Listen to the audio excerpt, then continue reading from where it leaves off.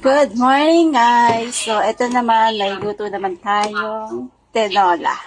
So, ayan, pinapalambot pa natin yung sahog natin sa sayote guys. So, pakuluan lang po muna natin siya ng konting bahagya guys. Sarap daw humigop ng sabaw, maulan pa rin. Daming chicken guys, pero daw kumakain ng chicken. Niluto ko lang to para sa kanila. Yan.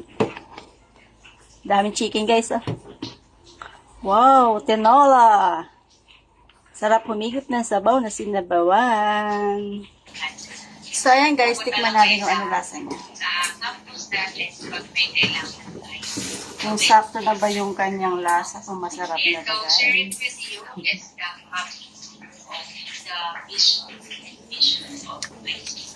Oh, sakto na guys lasa. Parang ikaw lang masarap na.